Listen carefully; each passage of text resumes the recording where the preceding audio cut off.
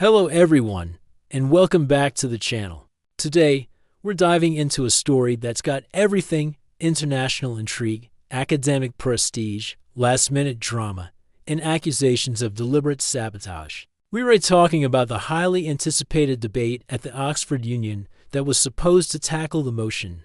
This house believes that India's response to Pakistan is a populist strategy sold as security policy. But instead of a clash of ideas, what we got was a public meltdown, with both the Indian and Pakistani sides accusing each other of running from the fight. So, what really happened? Let's unpack this absolute mess. The Oxford Union, one of the world's most famous debating societies, was set to host this blockbuster event on November 27th. The topic was explosive, promising a robust discussion on a very sensitive geopolitical issue. The stage was set for a high-stakes intellectual battle. But just hours before the speakers were scheduled to take the floor, the entire event collapsed into a he said, she said fiasco. Let's start with the Indian side's perspective, powerfully articulated by lawyer Sai Deepak. He took to social media platform X to give a detailed, blow-by-blow account of the chaos. According to him, the entire event was on shaky ground from the very beginning.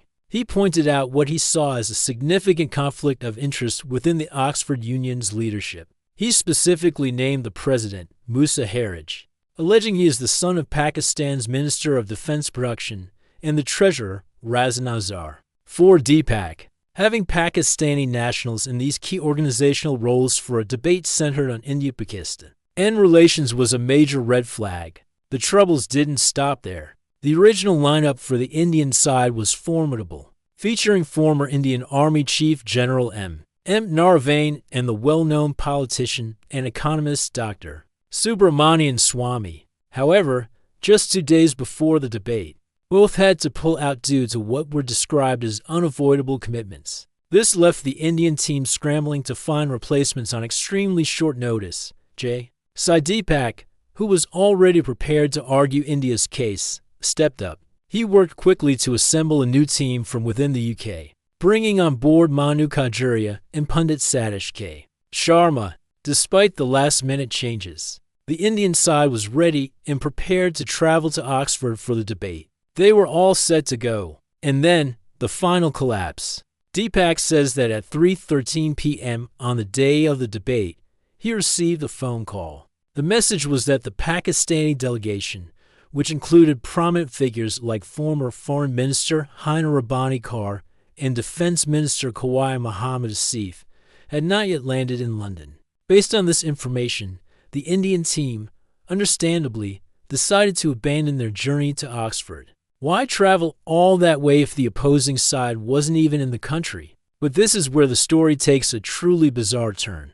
A little while later, Deepak claims he received new information. He was told that, contrary to the earlier message, the Pakistani delegation had, in fact, landed. Not only that, but they were already in Oxford, checked into a hotel. This revelation, if true, changes everything. It suggests the information given to the Indian side was deliberately misleading. This led Deepak to launch a blistering attack. He accused the Pakistani side of deserting the battlefield even before the battle begins. He suggested they simply lacked the courage to face a live, unscripted debate on their country's policies and actions. In his view, it was a calculated move to avoid scrutiny. He didn't just stop at criticizing the Pakistani delegation. He also slammed the Oxford Union's leadership, accusing them of allowing their prestigious institution to be dragged in muck, and effectively becoming a mouthpiece for the Pakistan High Commission in London. He felt the union had failed in its duty to ensure a fair and organized event. Adding her voice to the criticism was Indian lawmaker Priyanka Chaturvedi. In a sharp post on X, she mocked the situation, saying, "Pakistan is crying again over an Oxford Union debate. This is for the record. Once again they have proved to be liars. Expecting any better from them was not even on my list." Her comment reflects a broader sentiment of frustration and a lack of surprise at the turn of events. Now, let's look at the other side of the coin. How did the Pakistani side explain this? Well, their story is completely different. The Pakistan High Commission in London released an official statement. That directly contradicted Sai Deepak's entire account. Their statement expressed regret that the Indian delegation had withdrawn at the last minute. They pointed to the originally announced speakers General Narvain, Dr. Swami, and even politician Sachin Pilatan framed their absence as a walkover for the Pakistani team.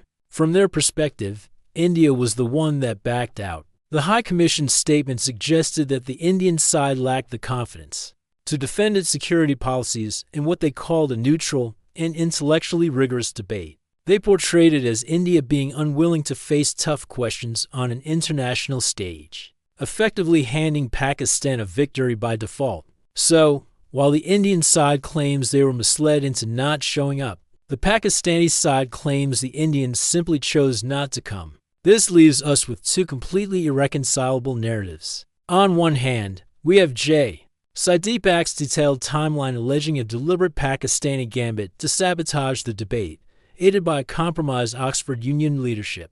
He presents a story of misinformation and a last-minute bait-and switch. On the other hand, we have the official statement from the Pakistan High Commission, which paints a picture of the Indian side getting cold feet and withdrawing, unable to defend their position. So, who do you believe? Was this an organizational failure of epic proportions by the Oxford Union? Or was it a deliberate ploy by one side to avoid a difficult public confrontation? The truth likely lies somewhere in the tangled details of those last few chaotic hours. The Oxford Union itself has come under heavy fire. An institution that prides itself on fostering free speech and robust debate ended up hosting, well, nothing. It became the center of a diplomatic spat, with its credibility questioned by prominent voices. What's truly a shame is that a real opportunity was lost. This debate could have been a rare platform for a direct, public discussion of the complex and often hostile relationship between India and Pakistan. It was a chance for both sides to present their arguments and be challenged on them, in front of an intelligent and engaged audience. Instead, the public got recriminations, accusations, and social media sparring. The very motion of the debate about whether India's policies are for security or for popular appeal went completely unaddressed. The fallout from this non-event is significant. For the Oxford Union, it's a major embarrassment. They'll need to answer serious questions about their organizational process and how they allowed the situation to spiral so completely out of control. How could they not have confirmed the travel and rival status of such high-profile speakers? Why was there such a critical communication breakdown? For the relationship between the two countries, it's another example of trust being in short supply. The incident, though academic in setting, has played out like a miniature diplomatic crisis, reinforcing existing narratives of mistrust and deception on both sides. Instead of building bridges through dialogue, this event ended up burning them. It highlights just how difficult it is to even get both sides in the same room to talk, let alone find common ground. The story has all the elements of a political thriller, but the ending is deeply unsatisfying. No debate, no resolution, just more finger-pointing. It seems the real loser here was the audience, and anyone who hoped to see a substantive exchange of ideas.